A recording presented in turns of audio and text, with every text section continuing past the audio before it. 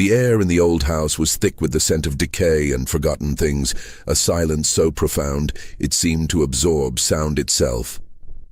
For decades the wall had stood, a seamless expanse of plaster and brick, hiding its terrible secret behind a facade of ordinary domesticity.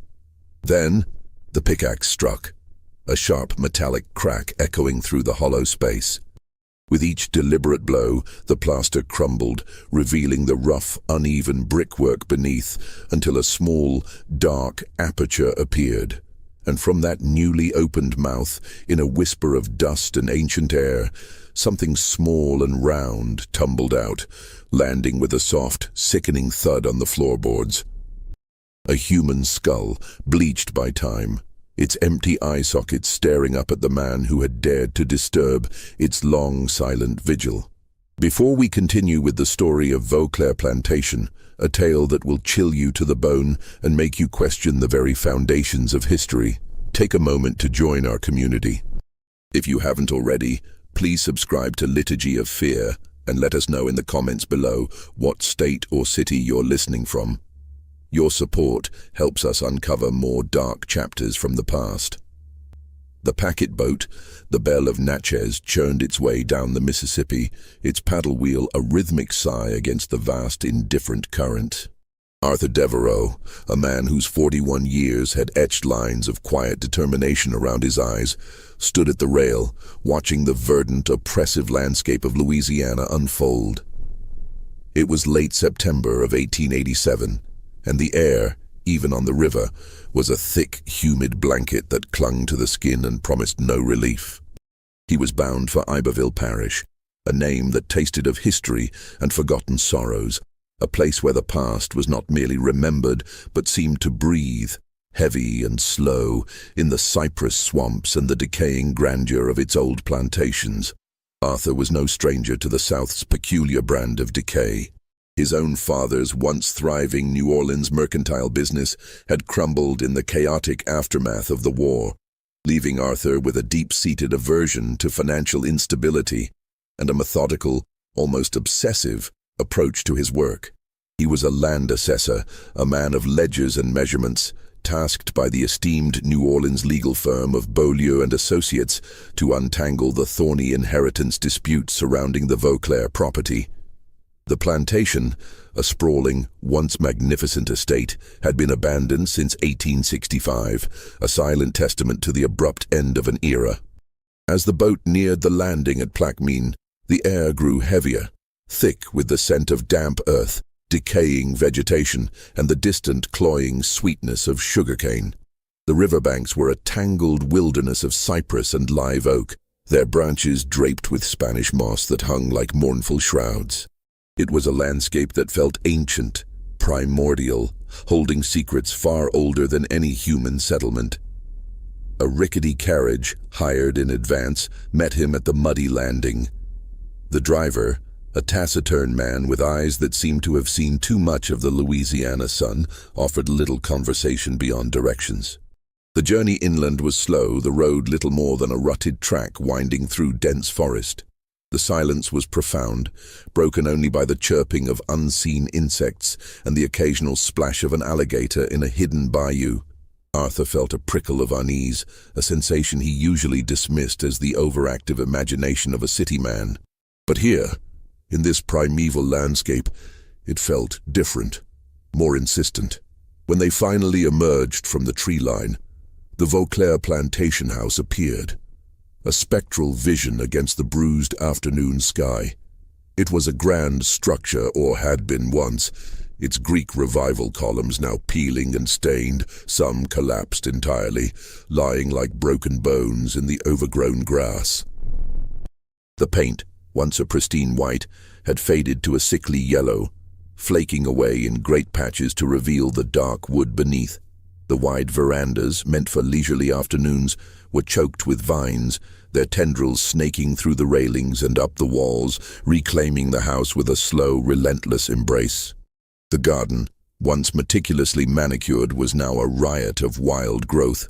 Exotic plants run rampant, swallowing statuary and pathways alike.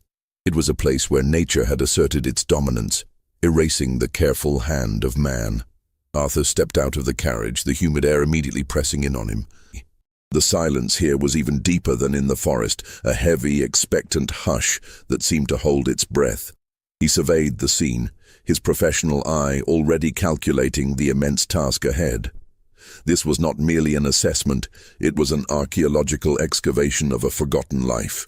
He met Thomas Greer, the local laborer he had hired, by the crumbling steps of the main house. Greer was a man of 38, lean and weathered, with a face that seemed carved from the very earth of Iberville Parish. His eyes, a pale, unsettling blue, held a quiet intensity, and his movements were economical, deliberate. He spoke little, answering Arthur's questions with grunts or short, clipped sentences, but his presence was solid, reassuring in its stoicism. He had already begun the arduous work of clearing some of the most aggressive vines from the entrance, his pickaxe glinting in the fading light. 2 days later, Edgar Tate arrived, a stark contrast to Greer's quiet strength. Edgar was a mere 24, fresh-faced and eager, his spectacles perched precariously on his nose. He carried a leather-bound field journal, already half-filled with meticulous notes and sketches, and his enthusiasm for the task was almost palpable. He was Arthur's assistant, a recent graduate from a New Orleans surveying school, and his youthful energy was a welcome, if sometimes overwhelming, counterpoint to Arthur's more reserved demeanor. Together, they began to explore the house. The interior was a symphony of decay. The air was thick with the smell of rot, river damp, and the faint, lingering scent of something indefinable, something ancient and trapped. Dust motes danced in the shafts of light that pierced the grimy windows, illuminating the ghostly outlines of what had once been a grand home. The floorboards groaned underfoot, each step echoing in the cavernous rooms. In the main parlor, a grand piano stood, its keys warped and yellowed, a silent monument to forgotten melodies. Moth-eaten draperies hung in tatters, framing views of the encroaching wilderness. At night, the sounds of the cypress forest pressed in, a chorus of unseen creatures, frogs, crickets, the distant hoot of an owl. The house, stripped of its human inhabitants, seemed to revert to a more primal state, its silence punctuated by the creaks and groans of settling wood, the rustle of unseen things in the walls. Arthur found himself sleeping fitfully, the oppressive atmosphere seeping into his dreams. One evening, while cataloguing the contents of the front parlor, Arthur paused before a large, oil-painted portrait. It depicted Henri Vauclair, the former owner, a man in his 50s, heavy-jowled, with a stern, unyielding gaze. The portrait, likely painted around 1858, captured a man of considerable presence, his dark eyes seeming to follow Arthur across the room. Arthur stared at it longer than he should have, a strange fascination holding him captive.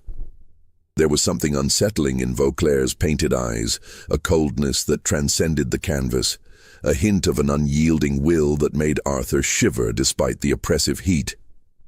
He felt a profound sense of unease, as if the man in the portrait was not merely an image, but a silent, watchful presence still presiding over his decaying domain. The days that followed settled into a methodical, almost ritualistic rhythm of inventory. Arthur, with Edgar at his side, moved through the main house like archaeologists sifting through the ruins of a lost civilization. Each room was a tableau of arrested time, a snapshot of a life abruptly abandoned.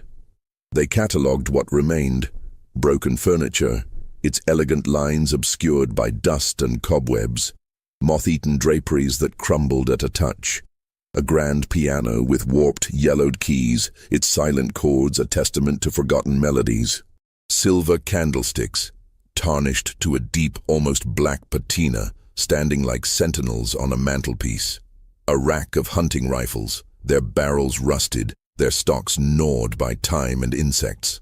Arthur's meticulous nature found a grim satisfaction in this task. He dictated to Edgar, who, with youthful earnestness, transcribed every detail into his journal, his pen scratching rhythmically on the thick paper. The process was slow, painstaking, and deeply unsettling. Each object, however mundane, carried the ghost of a touch, a memory, a life that had once filled these now empty spaces. The air itself seemed heavy with these echoes, a palpable sense of lives lived and abruptly ceased. In what had clearly been Vauclair's study, a room dominated by a massive dust-shrouded desk, Arthur found a collection of plantation ledgers. Their leather bindings were cracked, their pages brittle and yellowed, but the ink within remained surprisingly vibrant. He opened one, his fingers tracing the elegant, if somewhat severe, script. It was a record of the plantation's human capital, a chilling testament to the era. Columns of names, listed by first name only: Marie, Jean-Luc, Samuel, Adele, Toussaint, Félix, stood beside dollar values, beside tasks assigned, beside dates of acquisition or transfer. Arthur began to read the names aloud, a habit born of his professional need to verify every detail. His voice, usually so steady, faltered as he spoke the names, each one a stark reminder of the dehumanizing calculus of the time. He read Toussaint, then Adele, then Félix, his voice trailing off. He stopped, the ledger heavy in his hands. The sheer, brutal simplicity of it, human beings reduced to entries in a financial record, struck him with a force he hadn't anticipated.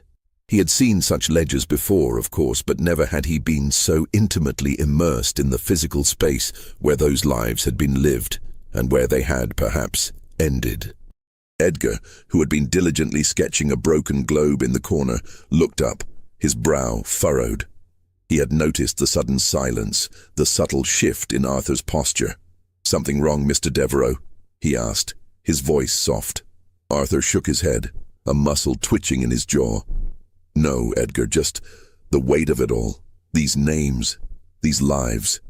He closed the ledger with a soft thud, the sound echoing in the quiet room. He felt a profound sense of discomfort, a moral unease that gnawed at the edges of his professional detachment.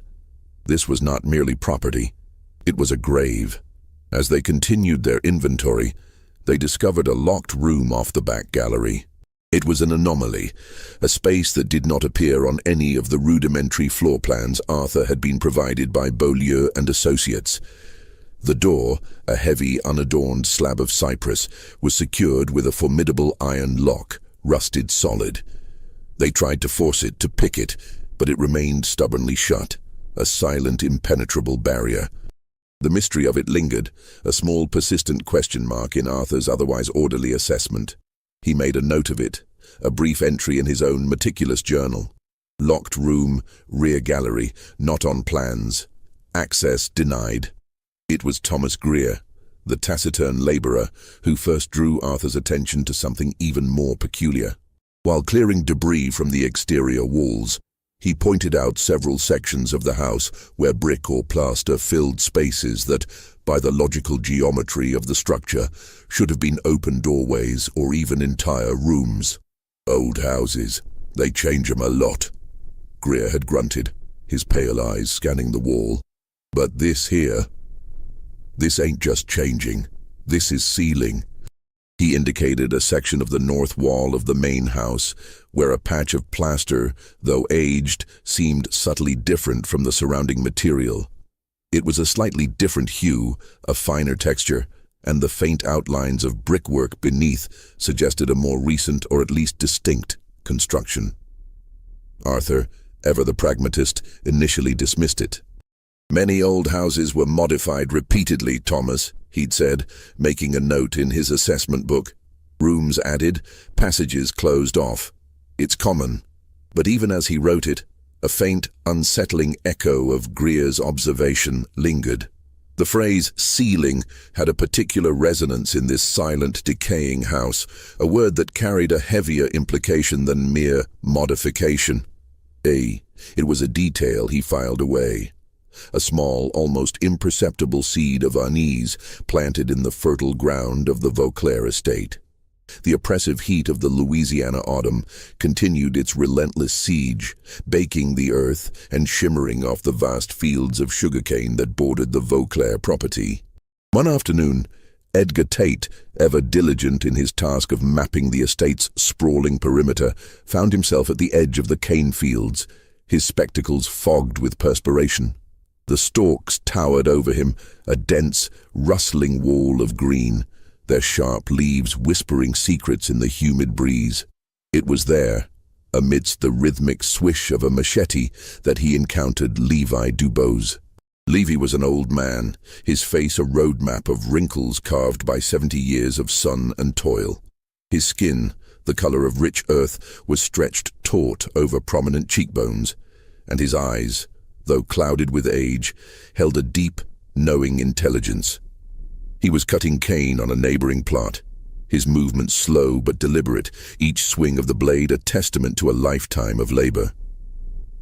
Edgar, with his youthful earnestness, approached cautiously, feeling the weight of history in the old man's presence. "Good afternoon, sir," Edgar offered, his voice a little too bright in the heavy silence. "My name is Edgar Tate. I'm assisting Mr. Devereaux with the assessment of the Vauclair property." Levi paused, his machete resting against a thick stalk. He looked at Edgar, his gaze unblinking, assessing. He did not immediately reply, merely nodded slowly. There was a profound caution in his demeanor, a wariness born of experience. Edgar, undeterred, continued, "We've found the house. Quite a puzzle. It's been abandoned for so long. We were hoping to speak with someone who might remember it in its working years." Levi's gaze shifted from Edgar to the distant, decaying silhouette of the Vauclair mansion, partially obscured by the trees. A flicker of something unreadable, memory, sorrow, perhaps resentment, crossed his face. "That house," he said, his voice a low rumble, surprisingly strong for his age. "It remembers more than any man alive." Edgar, sensing a breakthrough, pressed gently. "We'd be grateful for any insights you could offer, Mr. Dubose. Perhaps you could even come onto the property, show us around." Levi shook his head slowly, a firm, almost imperceptible gesture. "No, young man. I don't step foot on that land. Not anymore. Not for a long, long time." He spoke from the very edge of the property line, a self-imposed boundary that he seemed unwilling to cross. His words were measured, deliberate, each one carefully chosen. He began to speak, his voice a low, steady cadence, painting a vivid picture of the Vauclair estate in its prime. He remembered Henri Vauclair as a man who ran his property not with kindness, but with an iron fist, his authority absolute, his calculations cold and precise. He was a man who knew the value of everything, Levi recounted, and the worth of no one. Levi spoke of the daily rhythms of the plantation, the back-breaking labor, the constant fear that permeated every corner of the estate. And then, his voice dropping almost to a whisper, he began to speak of 3 people specifically, their names emerging from the depths of his memory like long-lost echoes. "There was Toussaint," Levi began, his eyes distant, "a stonemason, the best in 3 parishes. He could build anything, fix anything, strong hands but a quiet spirit. He built many of the walls on that place, the foundations, the chimneys. He knew stone like a man knows his own skin." "And Adele," he continued, "Toussaint's wife. She worked in the house, a quiet woman, but with a fire in her eyes when she thought no one was looking. She kept things clean, kept things running. She had a way with herbs, too, for healing. And their son, Felix," Levi said, a hint of sorrow entering his voice. 15, maybe 16 years old when the war ended, a good boy, quick with his hands, always learning from his father. He was just coming into his own, full of life, full of questions. Levi paused, his gaze once again fixed on the distant house, as if seeing ghosts dance in the peeling paint. "In April of 1865, he resumed, his voice now imbued with a chilling certainty, "in those last chaotic weeks before the Union forces finally reached this part of Louisiana, Toussaint, Adele, and Felix, they simply ceased to exist." Edgar, who had been scribbling furiously in his journal, stopped, his pen hovering over the page. "Ceased to exist?" he repeated, a knot forming in his stomach. "You mean they escaped? Ran off?" Levi shook his head slowly, emphatically. "No, young man, not escaped, not moved, ceased. One day they were there, the next they were gone. Vauclair, he told the other workers they had run off north seeking freedom. But I didn't believe it then, and I don't believe it now." His eyes, though old, held a fierce, unwavering conviction. They were not the kind to just disappear without a trace. Toussaint, he was too careful. Adele, too rooted. Felix, too young to just vanish into thin air. A profound silence descended, broken only by the rustling of the cane. Levi's words hung heavy in the humid air, painting a picture of a disappearance far more sinister than a simple escape. He looked at the house again, a long, searching gaze that seemed to pierce through the decay and the years. "Toussaint built those walls," Levi said, his voice barely above a whisper, but carrying the weight of an undeniable truth. He knew how they were built. He was the only one who could have sealed them from the inside, or been sealed inside them. Then, without another word, Levi Dubose turned and walked away, back into the dense, whispering cane fields, his machete once again swinging in a slow, rhythmic arc. He did not look back at the house, leaving Edgar Tate standing alone at the property line, the old man's chilling words echoing in his mind, a cold premonition settling deep in his bones. The silence of the Vauclair plantation no longer felt merely empty.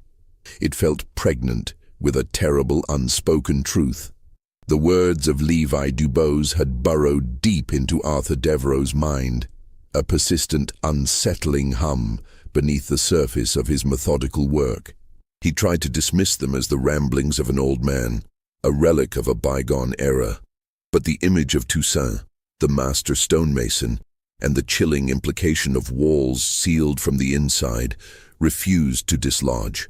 3 days after Edgar's encounter with Levi, the weight of those words felt heavier than the humid air itself. Thomas Greer, ever the quiet observer, was meticulously clearing debris from the back service corridor, a narrow, dimly lit passage running along the north wall of the main house. This corridor, designed for the enslaved workers to move unseen, was a forgotten artery of the plantation, choked with decades of fallen plaster, broken timbers, and the detritus of a life abruptly abandoned. It was a place of shadows and echoes, where the very air seemed to hold the memory of hurried footsteps and whispered conversations. As Greer worked, his pickaxe chipping away at stubborn mortar, he noticed something. The plaster on a particular section of the north wall, roughly 12 feet wide, was subtly yet distinctly different from the surrounding material. It wasn't just the discoloration of age. It was a fundamental difference in texture, a slightly smoother finish that spoke of a later application. The color, a muted, almost sickly gray, contrasted with the deeper, more organic tones of the original construction. Even the technique of the bricklaying, visible at one crumbling corner where the plaster had flaked away, seemed to deviate from the meticulous uniform pattern of the rest of the house. It was newer, yes, but not in the way a simple repair might be. It was meaningfully newer, a deliberate intervention. Greer, whose hands knew the language of brick and mortar better than any book, paused. He ran a calloused palm over the surface, feeling the subtle variations. He tapped it gently with the head of his pickaxe. The sound was duller, less resonant than the solid wall beside it. He called for Arthur. Arthur, who had been reviewing ledgers in the study, arrived, his brow furrowed with a mixture of annoyance at the interruption and a growing sense of foreboding. Greer, with his usual economy of words, simply pointed. "This here," he grunted. "It ain't right." Arthur examined the wall. He saw what Greer saw, but his mind, trained in logic and measurement, sought confirmation.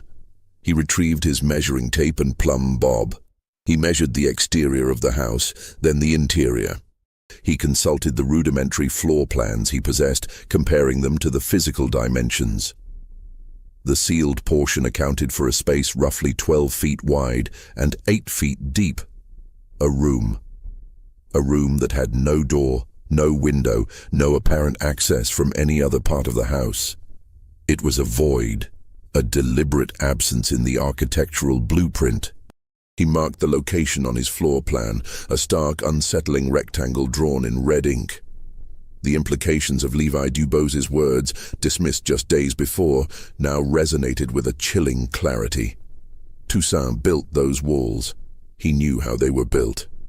He was the only one who could have sealed them from the inside, or been sealed inside them. That night, Arthur returned to his room in the decaying mansion. The sounds of the swamp seemed louder, more insistent, the creaks and groans of the old house more sinister. He did not sleep well. His mind raced, piecing together the fragments.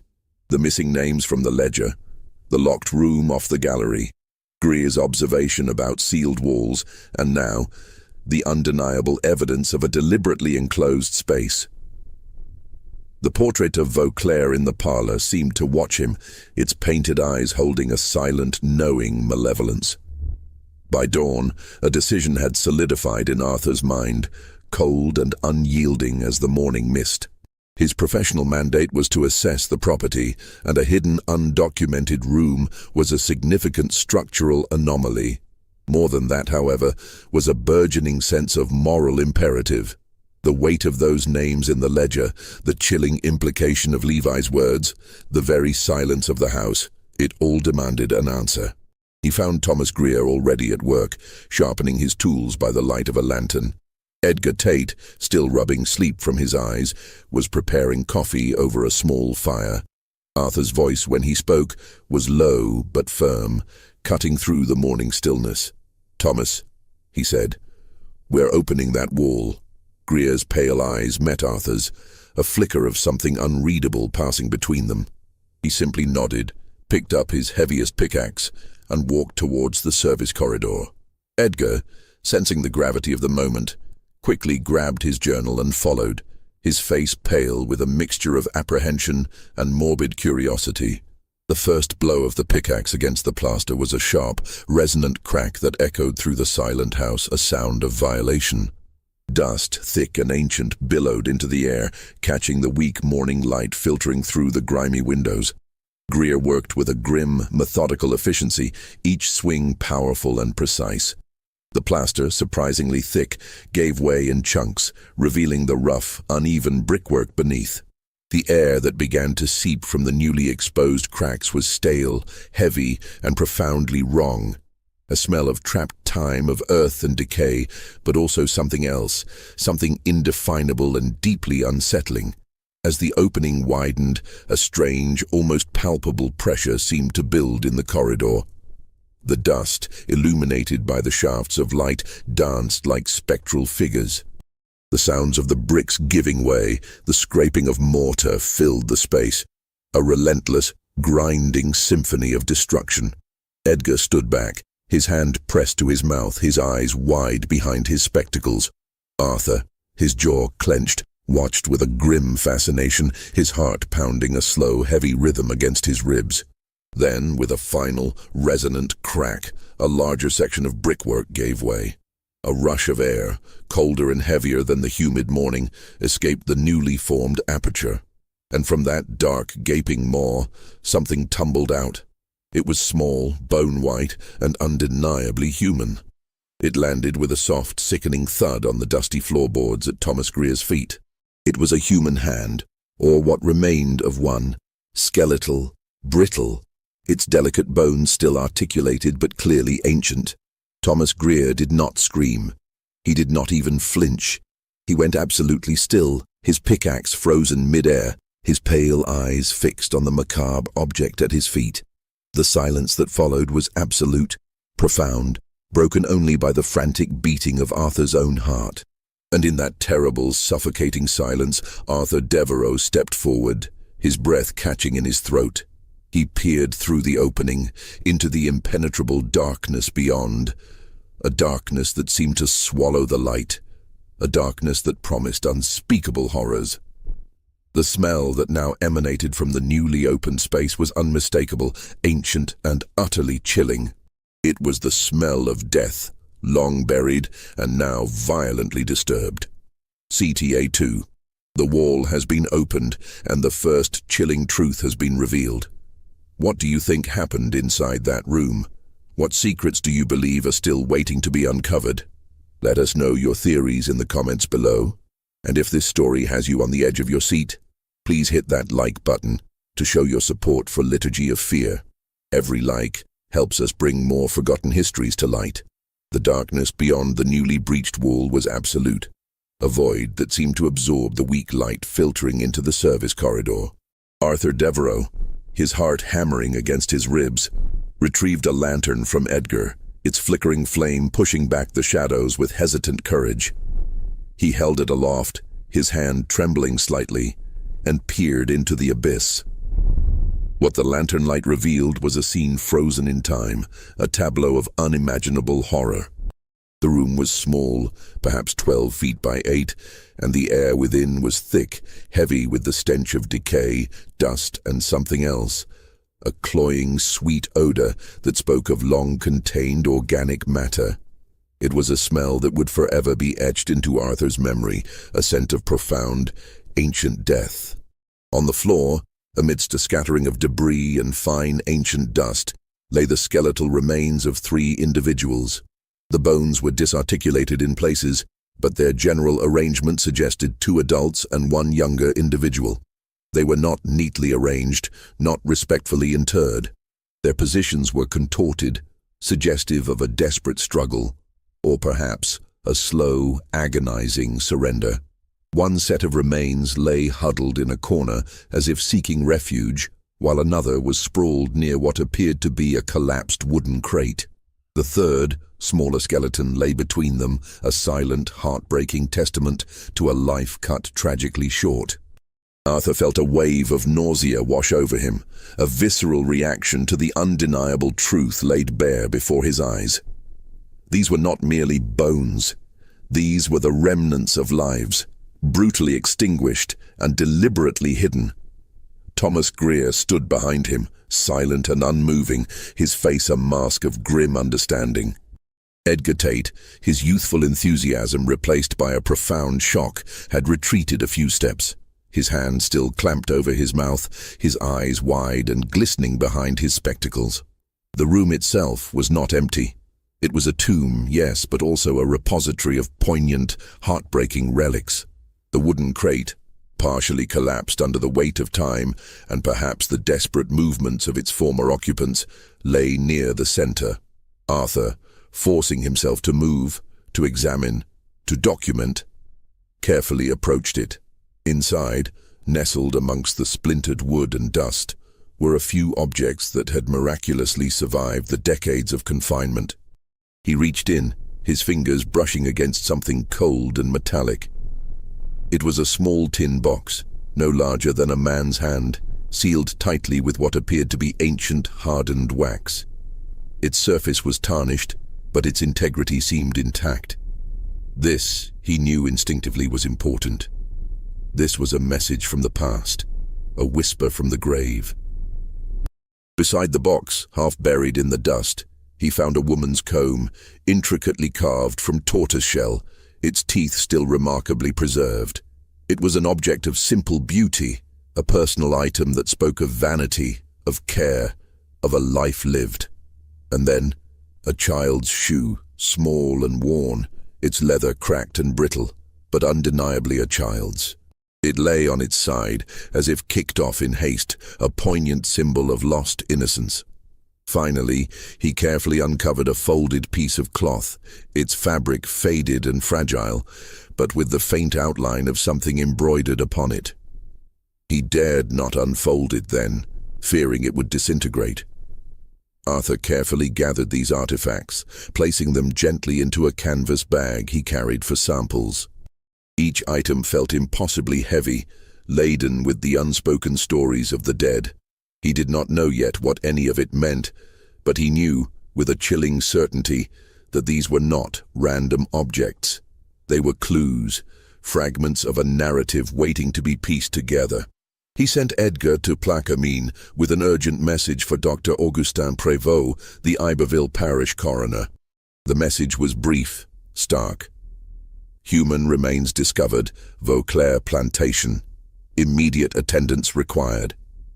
He also dispatched a letter to Beaulieu and Associates in New Orleans, his usual dry, factual tone replaced by a more somber, urgent prose. The nature of the assessment, he wrote, had fundamentally changed. This was no longer merely about property value. It was about a crime, a profound injustice that demanded investigation. While they awaited Prévost's arrival, the house seemed to settle into a new, heavier silence.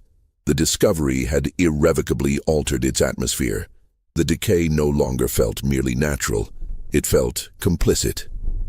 Arthur found himself drawn back to the front parlor, to the portrait of Henri Vauclair. He stood before it, the lantern light casting long, dancing shadows across the heavy-jowled face.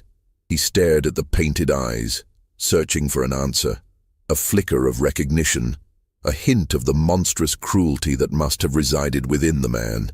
It was then, in the direct afternoon light that streamed through the grimy windows, that Arthur noticed it. A thin, almost invisible cut, a diagonal line across Vauclair's painted face, running from the left temple down to the right cheekbone.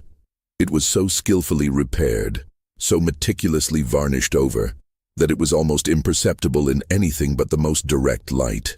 It was a deliberate act of defacement, made long ago, a silent act of rebellion or vengeance against the man whose image now presided over a house of horrors. The slash was a wound, a secret scar on the face of the absent villain, and Arthur wondered who had made it and why. The house, he realized, held more than just bones. It held layers of secrets, each one more disturbing than the last. 3 days later, Dr. Augustin Prévost arrived from Plaquemine, his carriage rattling down the overgrown drive, a starkly modern intrusion into the ancient silence of the Vauclair plantation. He was a man of precise habits and formal demeanor. His dark suit immaculate despite the dust of the journey, his spectacles perched on a thin nose. Prévost was a medical man, trained in the burgeoning science of forensic pathology. But even his professional detachment seemed strained by the grim task that awaited him. He carried a leather satchel, filled with instruments and notebooks, a silent testament to the methodical nature of his work. Arthur met him at the front door, the oppressive heat doing little to ease the tension in the air. He led Prévost directly to the service corridor, where the gaping hole in the wall now stood as a stark monument to the horrors within. The air in the corridor, though somewhat aired out, still carried the faint, cloying scent of the sealed room, a smell that seemed to cling to the very fabric of the house. Dr. Prévost, after a brief, assessing glance at the opening, donned a pair of thin leather gloves. He entered the small, confined space with a cautious, almost reverent step, his lantern casting a clinical light over the skeletal remains. He worked with a quiet intensity, his movements deliberate and precise. He examined each bone, each fragment, noting its position, its condition, its relation to the others. He spoke little, occasionally dictating observations to Edgar, who, though still pale, diligently recorded every word in his journal. His official report, which Arthur later read in full, was a masterpiece of measured scientific prose, devoid of emotion, yet chilling in its implications. 3 individuals, Prévost had written, his script neat and precise. 2 adults, consistent with male and female, estimated ages 40 to 50 years and 30 to 40 years respectively. 1 adolescent, estimated age 15 to 17 years, sex indeterminate.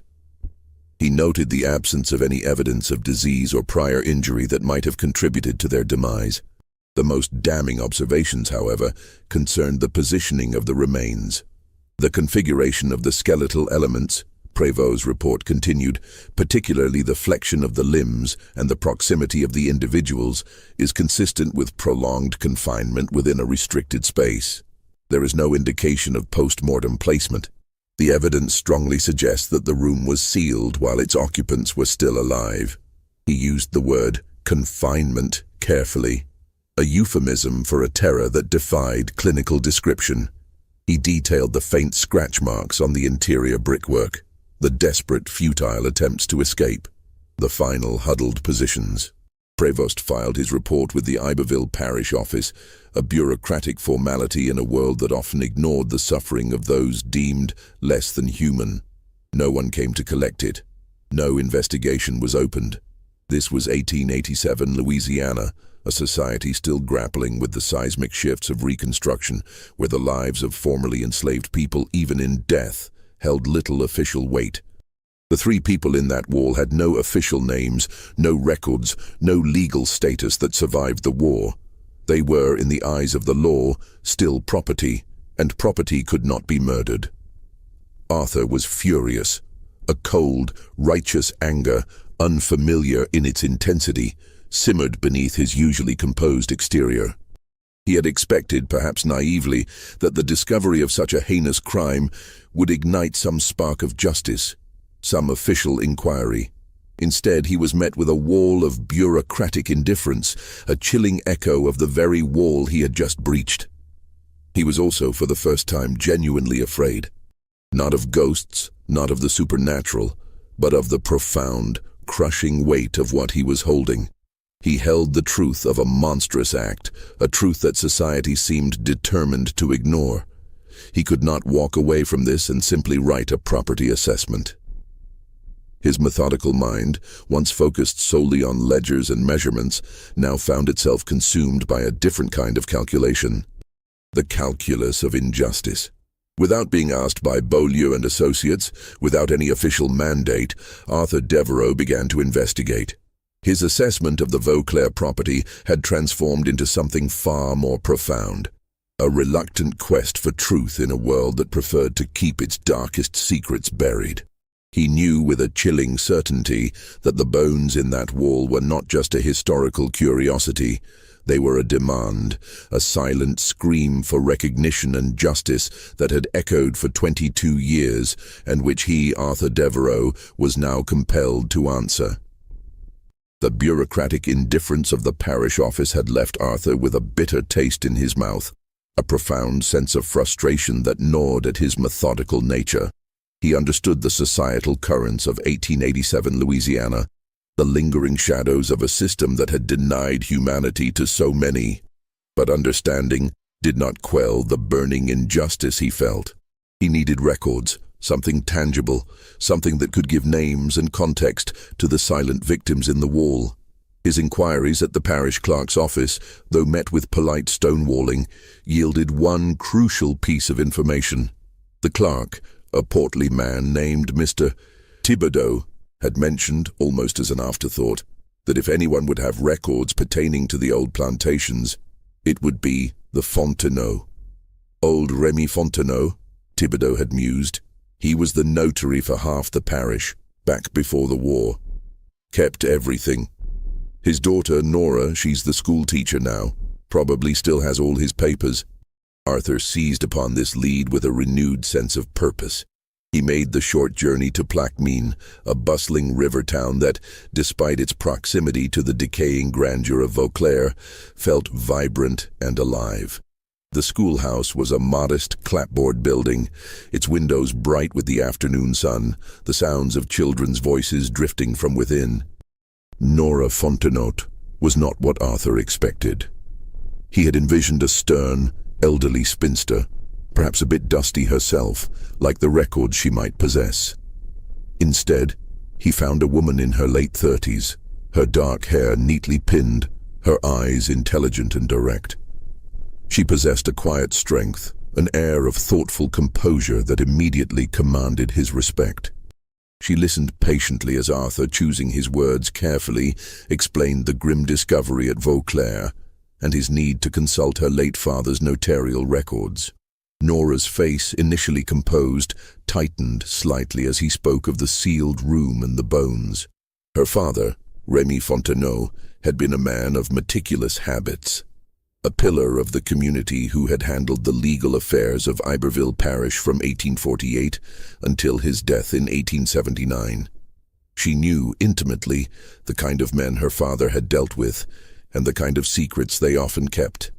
She spoke of Henri Vauclair in a particular tone, the tone of a daughter who had heard her father speak of someone he disliked intensely, but could not, for professional reasons, refuse.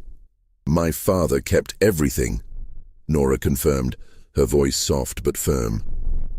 He believed in the power of the written word, for good or ill.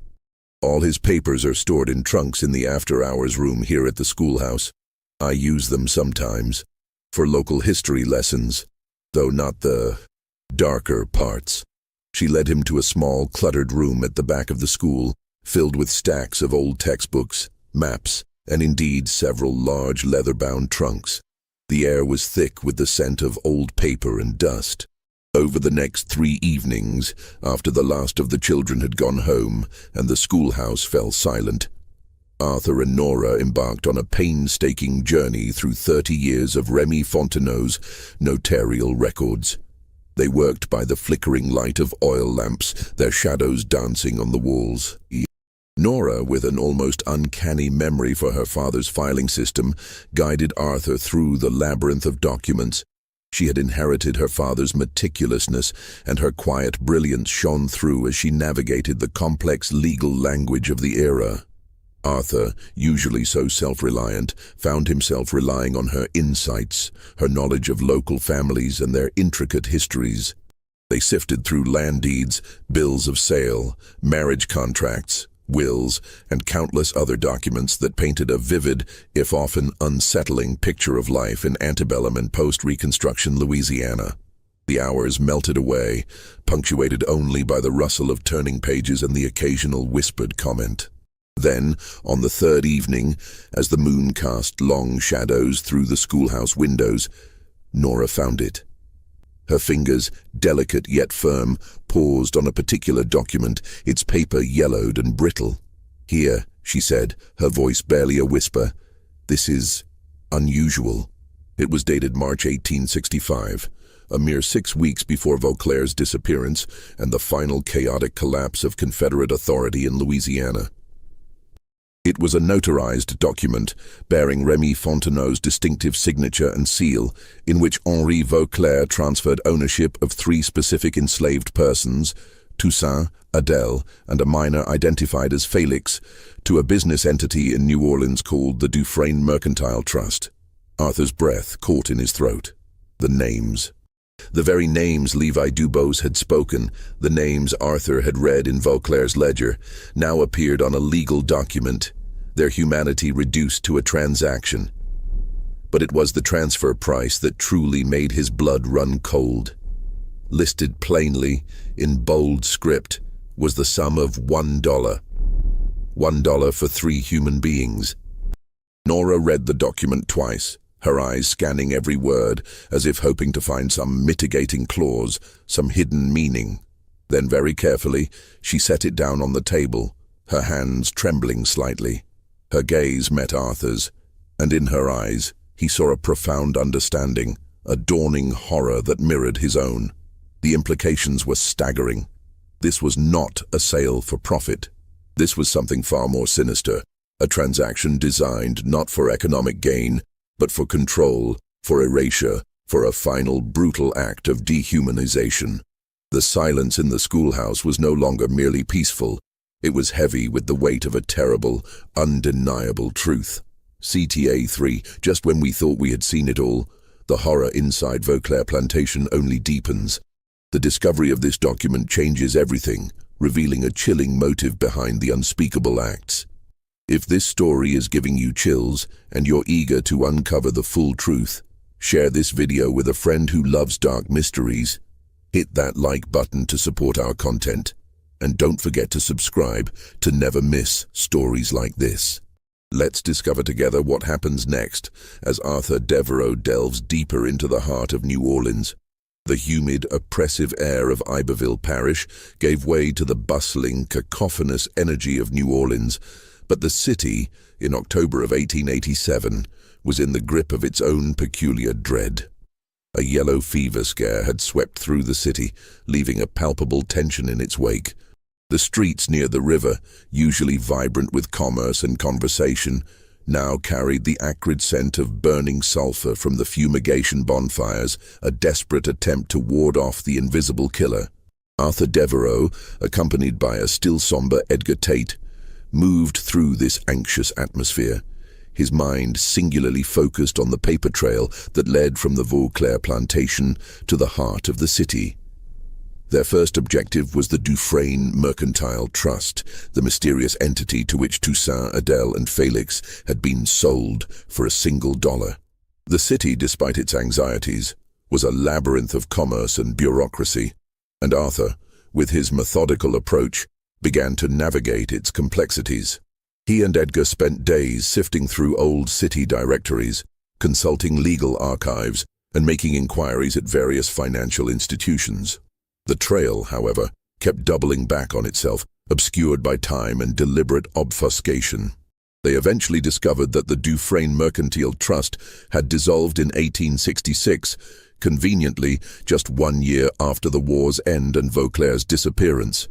Its records, they were told, had been absorbed into a larger, more prominent firm, Chabrier & Sons, a venerable institution that still operated from a grand columned building on Canal Street. Arthur, dressed in his finest suit, called upon Chabrier & Sons. He was received by a polite, impeccably dressed clerk, whose smooth demeanor belied a subtle, almost imperceptible air of condescension. Arthur explained his purpose, requesting access to the Dufresne records from 1865. The clerk listened patiently, his hands clasped before him. "Ah, the Dufresne Trust," the clerk said, a faint, almost imperceptible smile playing on his lips. "A rather unfortunate chapter in the city's commercial history. I'm afraid, Mr. Devereux, those particular records are quite unavailable. A most regrettable incident, you see, the Great Flood of 1867, extensive water damage. Many of the older documents, particularly those from the immediate post-war period, were utterly destroyed." He offered a sympathetic shrug, his eyes, however, remaining cool and unyielding. Arthur did not believe him. The story was too convenient, too perfectly aligned with the pattern of erasure he was beginning to uncover. He thanked the clerk, his voice betraying none of his frustration, and left Chabrier & Sons, the scent of sulfur and unspoken secrets clinging to him.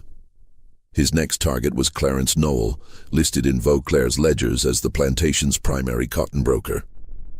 If anyone in New Orleans knew Vauclair's true financial dealings and his associates, it would be Noel. Arthur found him through a different route, consulting the directory of retired cotton brokers maintained by the New Orleans Board of Trade. Clarence Noel, it turned out, was still alive, a man of 74, living in a stately, if somewhat faded house on Esplanade Avenue with his daughter. Arthur called on him, accompanied by Edgar. The house, with its wrought-iron balcony and overgrown courtyard, spoke of a past grandeur. Noel, a frail but sharp-eyed man, received them in his parlor, a room filled with heavy, dark furniture and the faint scent of old paper and pipe tobacco. He sat in a high-backed armchair, his hands resting on a cane, his gaze surprisingly keen. Noel listened to Arthur's carefully worded explanation, his expression unreadable. When Arthur finally mentioned Henri Vauclair, a flicker of something, recognition, perhaps unease, crossed the old man's face. Noel spoke carefully, precisely, his voice thin but steady, like a man who had rehearsed what he would and would not say for decades. He confirmed that the Dufresne transfer was real. "Vauclair was in deep trouble, Mr. Devereux," Noel explained, his eyes fixed on a distant point. "The war, it ruined many planters. He owed money to everyone. The Dufresne Trust was one of his largest creditors. They were ruthless. They wanted their pound of flesh, even if it was in human form." He paused, a shadow passing over his face. The transfer was a way to settle a portion of his debt, to prevent total ruin. A desperate measure. And then Noel said something that Arthur had not expected, something that sent a chill down his spine despite the oppressive heat of the room. "Vauclair never left Louisiana, Mr. Devereux," Noel stated, his voice dropping almost to a whisper. "He did not flee north, as the rumor held. He died." Arthur and Edgar exchanged a stunned glance. "Died?" Arthur repeated, his voice incredulous. But the official story was that he vanished, that he escaped his debts. Noel shook his head slowly. A convenient story for many. His body was found in a drainage canal outside Plaquemine in May of 1865, 6 weeks after the war ended. A single, clean wound. The case was never officially investigated. The coroner at the time ruled it an accident. A fall, they said. But I knew Henri. He was many things, but clumsy was not one of them. Clarence Knowle paused, his gaze now fixed directly on Arthur, his eyes holding a profound, unsettling knowledge. Whoever sealed those 3 people into that wall, Mr. Devereux, he said, his voice barely audible. Someone knew what had been done, and someone, it seems, decided that Henri Vauclair should not live to tell the tale. The implication hung heavy in the air, a new layer of darkness added to the already grim narrative. The mystery of the Vauclair plantation was not merely about a hidden room. It was about a web of secrets, betrayals, and a final brutal act of vengeance that had been buried for over 2 decades. The journey back to Iberville Parish felt heavier, laden with the new, unsettling knowledge gleaned from Clarence Knowle. The image of Henri Vauclair, not as a vanished villain but as a murdered man, added a chilling layer of complexity to the already grim narrative. But the most pressing mystery remained the tin box, the small sealed container found amidst the bones, a silent messenger from the grave. Back in the relative quiet of the Vauclair mansion, Arthur finally prepared to open it. He laid the box on the large, dust-covered desk in Vauclair's study, the same desk where the ledgers of human lives had been recorded. Edgar stood beside him, his breath held in anticipation, while Thomas Greer, ever present but silent, watched from the doorway. Arthur carefully examined the wax seal. It was old, brittle, but still intact, a testament to the box's long confinement. With a delicate hand, he used a small, sharp knife to break the seal, the ancient wax crumbling with a soft crackle. The lid, stiff with age, resisted for a moment, then yielded with a faint pop, releasing a puff of stale, ancient air. Inside, nestled on a bed of dried, crumbling fabric, was a single folded letter. Its paper was yellowed and fragile, its edges softened by time, but the ink, though faded, was still legible. Arthur carefully, almost reverently, lifted it out. The paper felt impossibly delicate in his hands, as if it might disintegrate at a touch. He unfolded it with extreme care, revealing a script that was surprisingly elegant, a careful, educated hand. It was not the rough, unlettered scrawl one might expect from an enslaved man.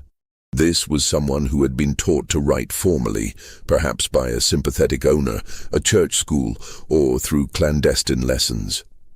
The letter was addressed to no one, and it bore no signature, but the voice that emerged from its faded lines was unmistakably Toussaint's. It began without preamble, a direct, urgent account of what had happened to them and why they were in that room. Toussaint wrote of the chaos of March and April 1865 as the Confederacy crumbled and the promise of freedom, once a distant dream, now seemed tantalizingly close. He spoke of Vauclair's growing desperation, his frantic attempts to salvage what he could from the wreckage of his empire. Master Vauclair, the letter read, his words imbued with a quiet dignity. He received word that his debts to the Dufresne Trust would be collected, not in coin, but in flesh, in us, myself, Adele, and our Felix. We were to be transferred south to a sugar plantation in Terrebonne Parish, a place of harder labor, deeper south, further from the Union lines. This was not freedom. This was a different kind of captivity, a final cruel twist of the knife, just as the dawn was breaking. Toussaint's words painted a vivid picture of their desperate choice. He had refused. He could not allow his family to be dragged further into the abyss of slavery, not when freedom was so close. He had known the house, known its hidden spaces, its secret passages. He had built many of them himself. He had found a small, unused storage room, a space off the service corridor, and had provisioned it with what little food and water they could gather, hoping to hide there for a few days, perhaps a week, until the Union forces arrived and the plantation was liberated. We went in willingly. Toussaint's letter continued, his words now imbued with a heartbreaking poignancy. We thought it was for a short time, a hiding place, a refuge until the bluecoats came. We heard the sounds of the war, the distant cannons, the rumors of Master Li's surrender. We thought freedom was at hand. He wrote of Adèle's quiet courage, of Felix's youthful fear, of their shared hope in the cramped, dark space. He mentioned a specific date, April 9th, 1865. The very day Robert E. Lee surrendered at Appomattox, though Toussaint, sealed within his tomb, could not have known the profound significance of that date. Then, the letter abruptly shifted, the careful script becoming slightly more hurried. The sounds changed. Not the sounds of war, but of construction, of brick and mortar. We heard the scraping, the mixing. We heard the tapping. We called out. We beat on the walls. But the sounds continued. They were sealing us in. Not from the inside, as I had planned to seal us out, but from the outside. Someone was building a wall. A final, cruel wall. The ink on the page seemed to darken, the pressure of the pen increasing, as if Toussaint's hand had trembled with growing terror. We tried to break it. "Felix," he cried. "Adèle," she prayed. I knew then, Master Vauclair. He would rather us die here in the dark than be free. He would rather us be nothing than be someone else's property or our own. The letter ended mid-sentence, abruptly, chillingly. The final words were a fragmented thought, a desperate plea, the ink trailing off into a faint, almost invisible smudge. It was as if the pen had fallen from his hand, or the light had failed, or the very act of writing had been interrupted by the encroaching darkness, by the final suffocating reality of the sealed tomb. Arthur finished reading, his hands shaking. The silence in the study was absolute, broken only by the ragged sound of his own breathing. Edgar was openly weeping, tears streaming down his face. Thomas Greer, his face grim, stared at the wall. A profound sorrow etched into his weathered features. The letter was not just a document. It was a voice, a testament, a final, desperate cry from the grave, revealing a betrayal so profound, so utterly devoid of humanity, that it defied comprehension. Toussaint, Adèle, and Felix had not been murdered in a fit of rage. They had been deliberately, coldly, calculatedly impaneled, their lives extinguished by the very man who had once claimed ownership of them, all to prevent their freedom.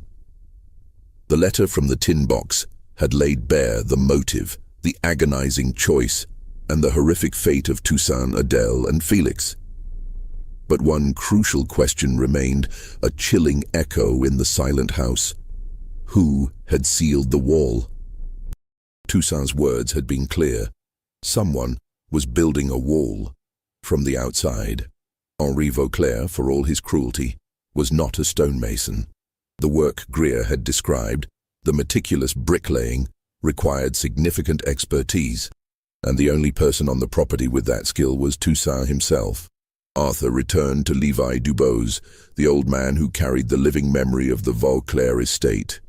He found Levi in his small, humble cabin, nestled on the edge of the cane fields, a place that felt miles away from the decaying grandeur of the plantation. Arthur laid the fragile letter on Levi's worn wooden table, its faded script a stark contrast to the rough-hewn simplicity of the room. Levi read it slowly, his ancient eyes tracing each word, his lips moving silently. When he finished, he closed his eyes, a profound sorrow settling over his face. He remained silent for a long time, the only sound the distant chirping of crickets and the rustle of the cane. Arthur waited, sensing that Levi was sifting through decades of suppressed memories, weighing the burden of a truth he had carried alone for far too long.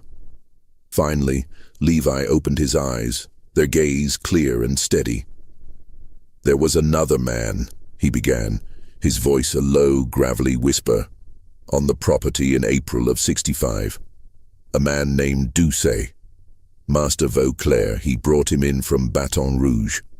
Just for those last few weeks, a rough man, with hands like a bricklayer but eyes that held no kindness, no ties to the community, no history with us. Just appeared.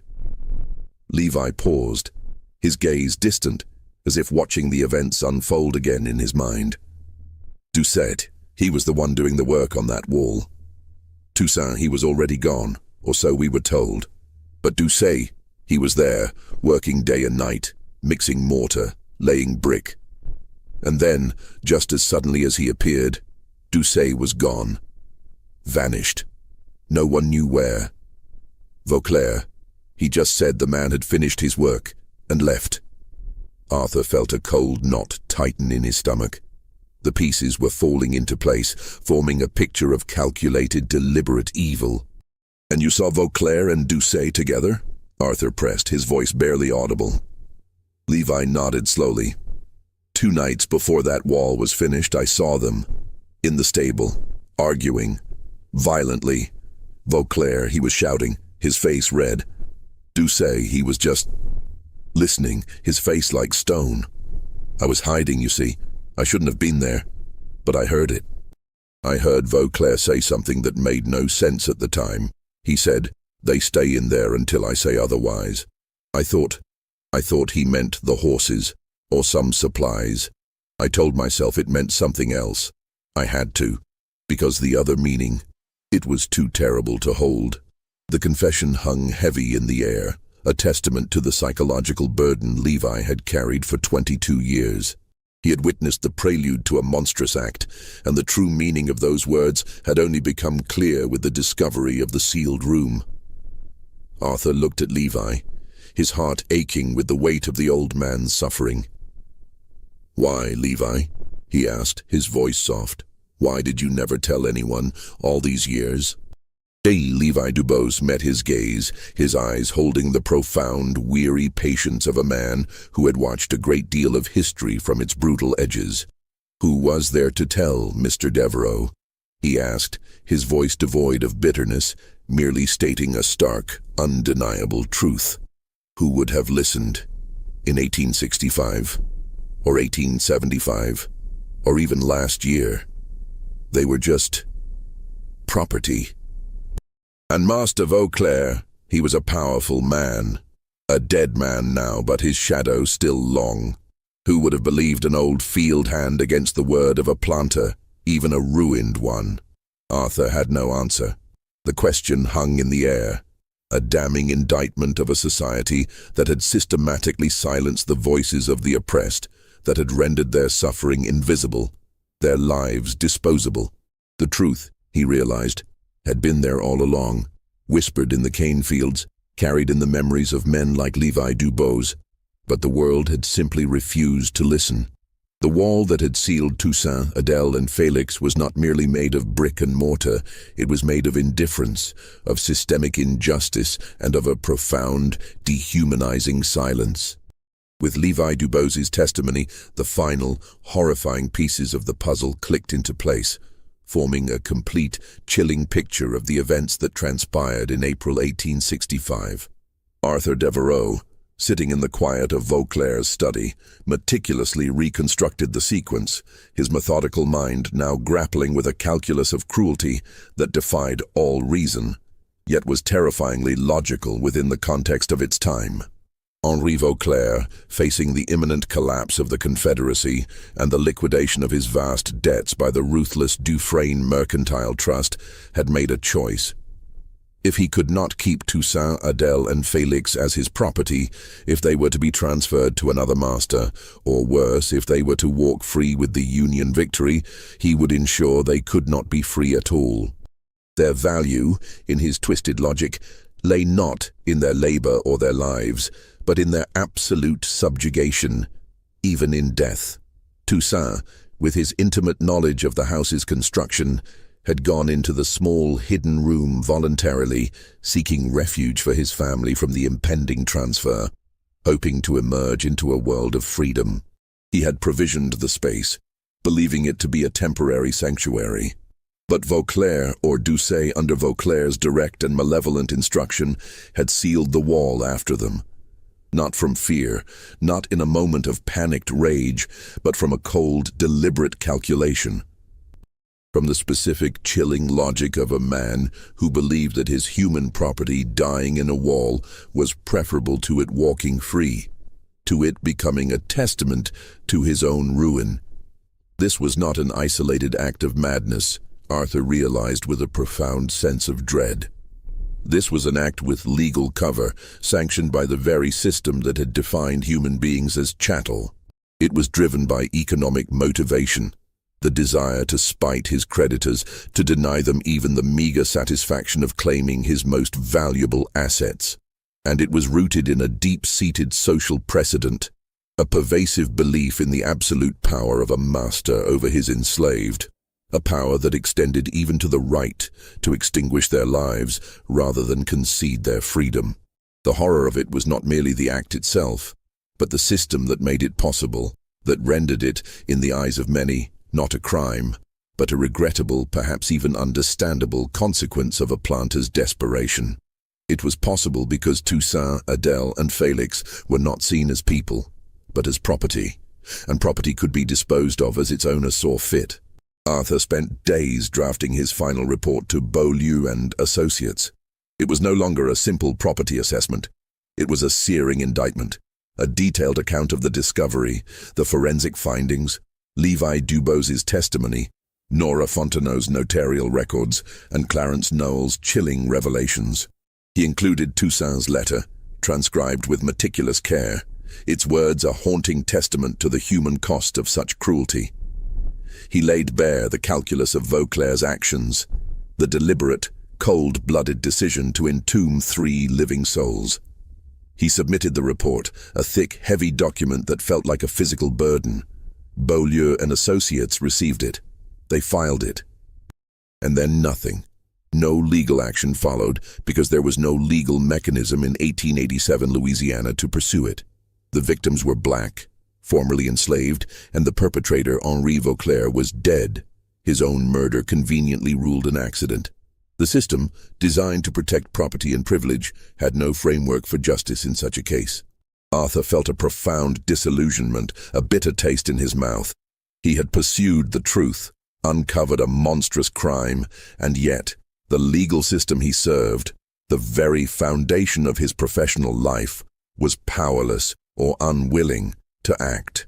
The silence that had surrounded the Vauclair plantation for 22 years now seemed to extend, like a suffocating shroud, over the very institutions of justice. He had found the bones, he had found the names, he had found the story. But the world, it seemed, was not yet ready to truly listen. The legal silence that followed Arthur's comprehensive report was a bitter pill to swallow, a stark reminder of the deep-seated inequities that still permeated Louisiana society. But if the official channels were unwilling to act, there were other avenues, other voices that refused to be silenced. Nora Fontenot, the quiet schoolteacher with her father's meticulous records and her own fierce sense of justice, proved to be one such voice. Arthur had shared the full extent of his findings with Nora, including the devastating contents of Toussaint's letter and the chilling revelations from Clarence Knowles. Her initial shock had hardened into a quiet, unyielding resolve. She understood the systemic barriers, the ingrained prejudices that would prevent any official investigation, but she also understood the power of truth, of bearing witness. Without consulting Arthur, without seeking permission from anyone, Nora Fontenot made a decision that would ripple quietly through the stagnant waters of Iberville Parish. She spent several nights in the schoolhouse, meticulously copying every document related to the Vauclair estate from her father's archives. The transfer document for Toussaint, Adele, and Felix, the debt records that detailed Vauclair's financial ruin, and even the marginal notes in Remy Fontenot's careful hand, which sometimes hinted at the deeper, unspoken truths behind the legal formalities. She bundled these copies, along with a concise, impassioned letter of her own, and sent them to the New Orleans Daily Picayune. Her target was a reporter named Claude Arsenault, a man known for his tenacious coverage of the inequities and injustices that plagued Louisiana's post-Reconstruction legal system. Nora knew that if anyone would dare to publish such a story, it would be Arsenault. It was a bold, defiant act, a quiet rebellion against the prevailing silence. But Nora's commitment to justice did not end there. She also composed a formal letter, in her own name, addressed to the Iberville Parish Records Office. In it, she respectfully but firmly requested that the death records for Toussaint, Adele, and Felix be officially entered into the parish register. It was a simple request, yet profoundly revolutionary in its implications. It was a demand for recognition, for the acknowledgement of their humanity, even in death. The parish clerk, Mr. Thibodeau, initially refused. He cited a litany of bureaucratic obstacles, the lack of official documentation, the absence of a formal investigation, the passage of time. "These are not matters for the parish register, Miss Fontenot," he had said, his voice tinged with a dismissive impatience. "These are old stories." Nora, however, was not easily deterred. She returned to the clerk's office the next day, and the day after that. Each time she presented her request with unwavering politeness, but with an underlying current of steel. On her third visit, she brought Arthur Devereux with her. Arthur, though weary from his own battles with official indifference, stood silently beside her, his presence lending an undeniable weight to her request. His reputation, his connection to a prominent New Orleans legal firm, was a silent but powerful endorsement. Faced with Nora's quiet persistence and Arthur's formidable presence, Mr. Thibodeau finally relented. With a sigh of exasperation, he retrieved the large, leather-bound death register. On November 14, 1887, in a small, cramped office in Plaquemine, 3 names were officially entered into the death register of Iberville Parish. The clerk, however, insisted on one final, chilling compromise. He listed their surnames as Vauclair. "It is the custom, Miss Fontenot," he had stated, his voice firm, "for those who lived on a plantation to bear the planter's name in official records, especially in such unusual circumstances." Nora protested, her voice tight with indignation, but she knew it was a battle she could not win. It was a final insidious act of the old system, a lingering assertion of ownership even in the face of death. So, the entries read, Toussaint Vauclair, Adele Vauclair, and Felix Vauclair. Their cause of death was listed, in the careful, bureaucratic language of the era, as sealed enclosure 1865. It was a cold, clinical description, devoid of the horror and the humanity of their story. But it was there. It was in the official record. It was the most the system would give them, a small, hard-won victory in a long, silent war for recognition. Nora Fontenot, with Arthur Devereux standing silently beside her, had ensured that their names at least would not be entirely forgotten. The small, solemn procession moved slowly through the crisp November air, a stark contrast to the oppressive heat that had defined Arthur's arrival. The bones of Toussaint, Adele, and Felix, carefully gathered and placed in 3 simple wooden coffins, were carried to the churchyard of St. Philip's Parish Church in Plaquemine. It was a quiet, unassuming burial, devoid of pomp or ceremony, yet imbued with a profound, almost sacred dignity. The churchyard itself was a microcosm of the societal divisions that still scarred Louisiana. The main section, with its ornate headstones and carefully tended plots, was reserved for white parishioners, a silent testament to the enduring racial hierarchy. But adjacent to it, separated by a low, crumbling stone wall, lay the free black burial ground, a more humble space marked by simple wooden crosses and unmarked mounds, the final resting place of generations who had lived and died on the margins of official history. It was here, in this sacred yet segregated ground, that Toussaint, Adele, and Felix were finally laid to rest. Only a handful of people attended. Arthur Devereux stood at a respectful distance, near the iron fence that separated the 2 sections of the cemetery, his hat held over his heart. Edgar Tate, his face solemn, meticulously recorded every detail in his field journal, his pen scratching softly on the paper, preserving the moment for posterity. Thomas Greer, his head bowed, stood beside them, his presence a silent, powerful acknowledgement of the lives lost. But it was Levi Dubose who stood closest to the graves, his ancient frame surprisingly erect. He was the only one there who could say their names with the weight of personal memory, who had known them not as entries in a ledger, but as living, breathing human beings. His voice, though raspy with age, carried a profound resonance as he spoke, his words cutting through the stillness of the afternoon. "Toussaint," he said, his voice a low, reverent murmur. "My brother, a stonemason, a good man. Adele," he continued, his gaze fixed on the freshly dug earth. "His wife, a kind spirit, a healer. Felix," his voice trembled slightly, "their son, a boy full of promise, gone too soon." He did not say anything else. There was no need. His words, simple and heartfelt, carried the full weight of their humanity, their lives, their brutal end, and the long, silent years of their absence. He was their last living witness, their final voice. The priest, a young French Creole man named Père Alcide Bergeron, performed the rite without comment, without qualification. He spoke the ancient words of the sacrament, his voice clear and resonant, offering solace and dignity to the departed. He did not preach of vengeance or justice, but of peace and remembrance, of the eternal soul. He treated their burial with the same solemnity and respect he would afford any other parishioner, a quiet act of defiance against the prevailing indifference. Arthur watched, a profound sense of quietude settling over him. He thought about his father's ledgers, about the names in Vauclair's columns, about the dollar values assigned to people, about the systemic dehumanization that had made such a crime possible.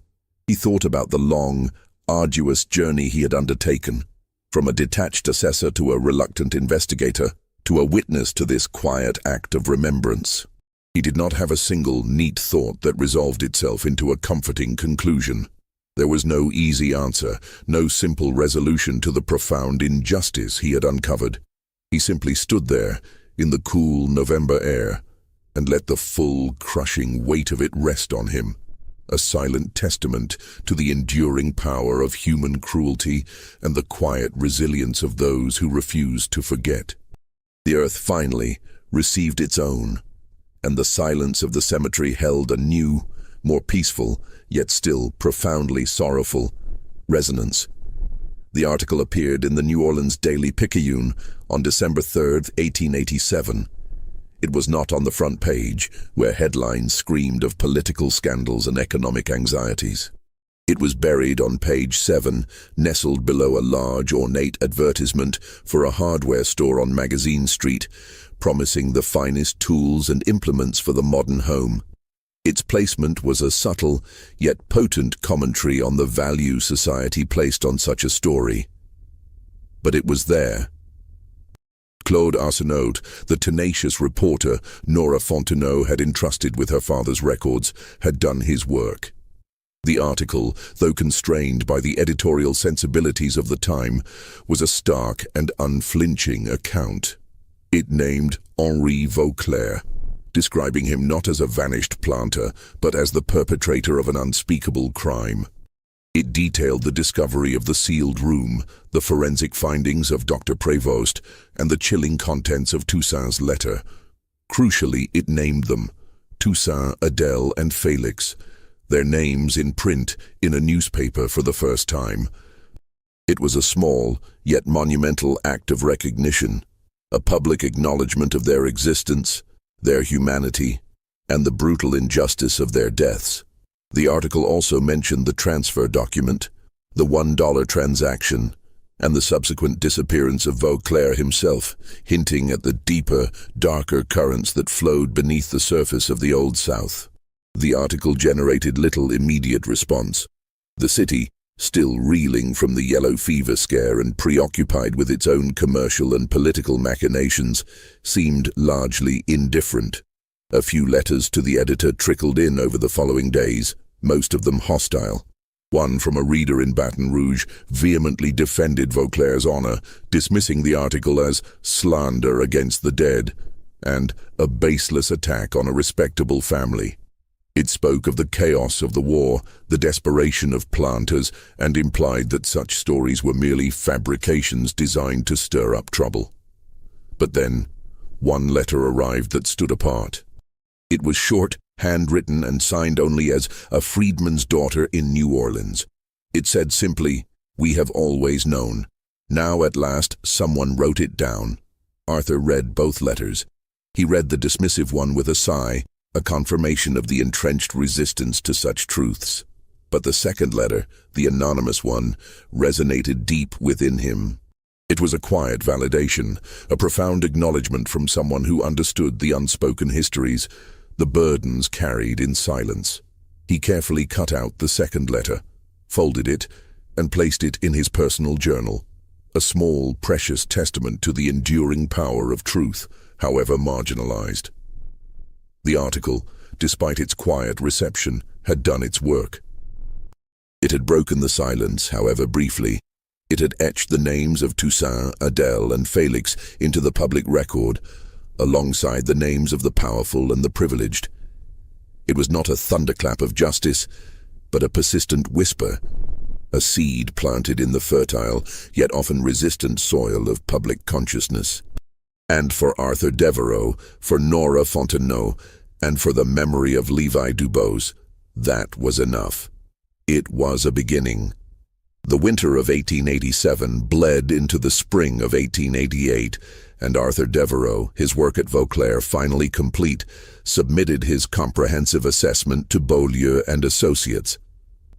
The report, a thick dossier detailing not only the property's value, but also the grim history he had unearthed, was received with a mixture of professional acknowledgement and palpable discomfort.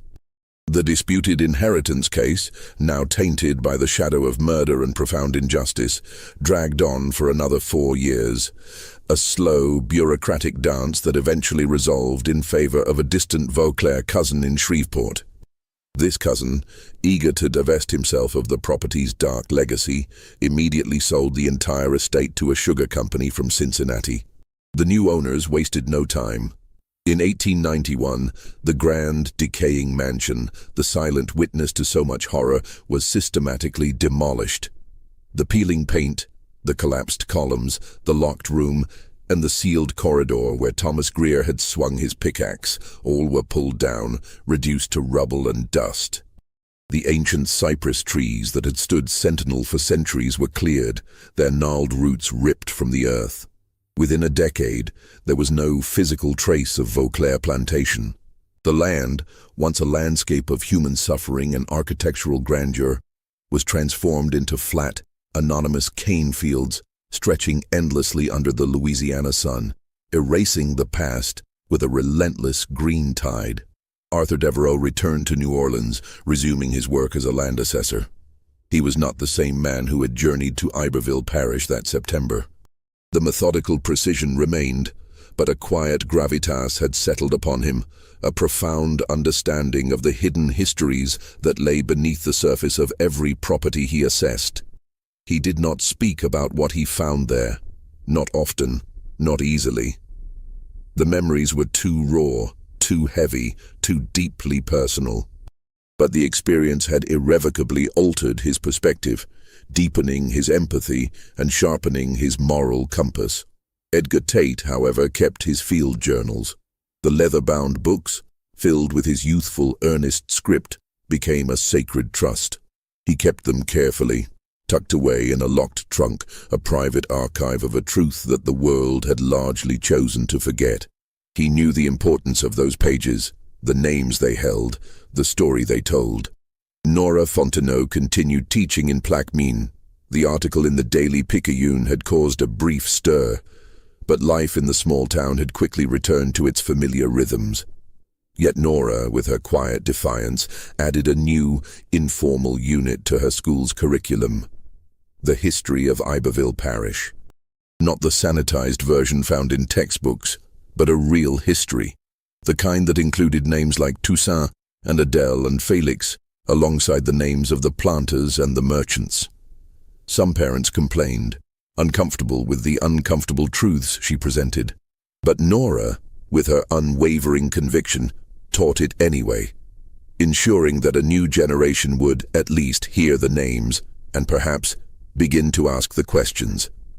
Levi Dubose lived until 1899.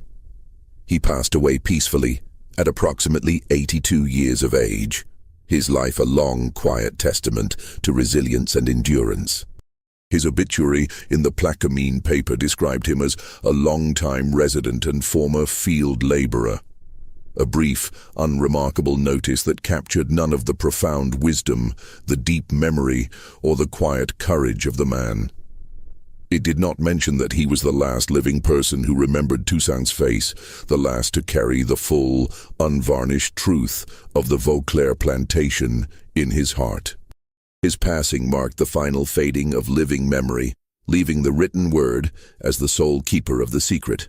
It was 1901, 15 years after the events at Vauclair, and Edgar Tate, now a respected land attorney in Baton Rouge, was preparing to move offices.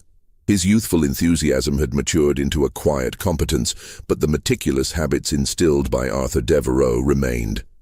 As he sorted through old files and forgotten boxes, he came across a heavy, leather-bound trunk that had not been opened in years. Inside, nestled amongst other relics of his early career, were his field journals from his time as Arthur's assistant. He pulled them out, the familiar scent of old paper and dried ink wafting up. He began to read, tracing his own handwriting, a younger, slightly breathless version of himself. He reread the entries from September through January 1887-1888, the pages detailing the journey down the Mississippi, the decaying grandeur of Vauclair, the methodical inventory, the chilling words of Levi Dubose. He read his own vivid descriptions of the opening of the wall, the smell of the sealed room, the profound silence that followed the discovery of the bones. He relived the moment he saw the human hand tumble from the darkness, the shock, the horror, the dawning realization of the unspeakable. He found his notes on Dr. Prevost's clinical assessment, the bureaucratic indifference of the parish office, the quiet strength of Nora Fontenot.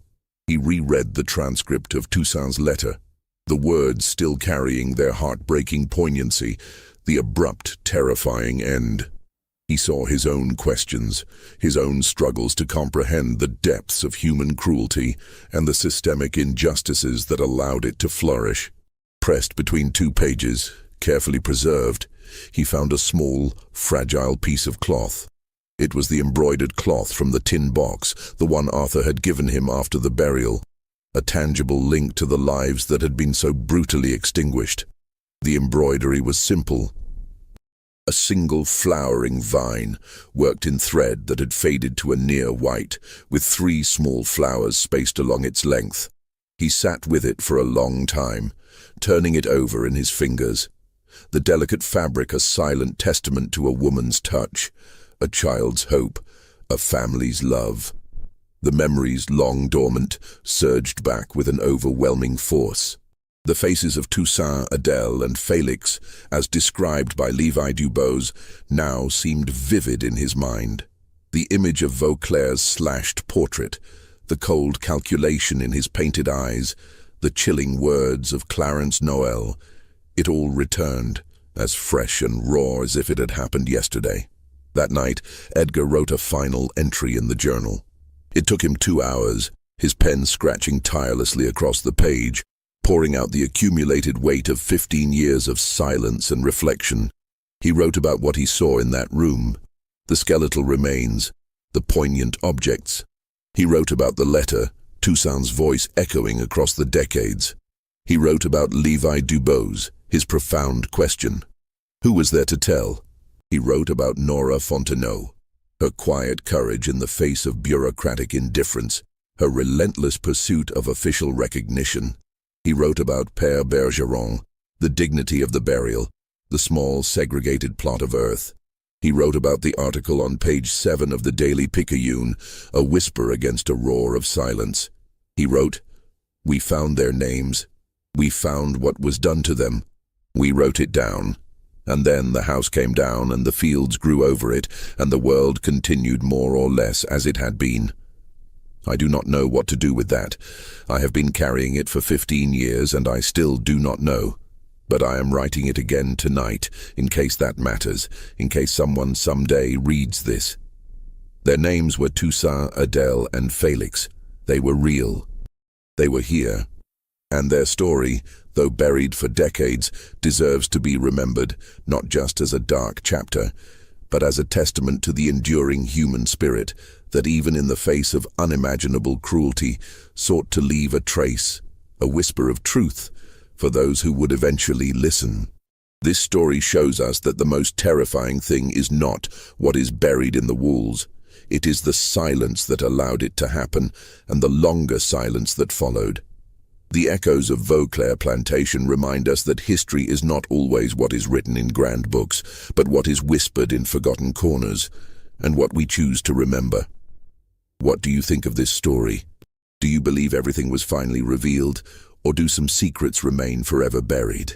Leave your comment below and share your thoughts. If you were captivated by this tale and want more stories like this, subscribe to Liturgy of Fear, hit the notification bell so you never miss an upload, and share this video with someone who loves dark mysteries and untold histories. Your engagement helps us continue to uncover these vital, chilling narratives. See you in the next video.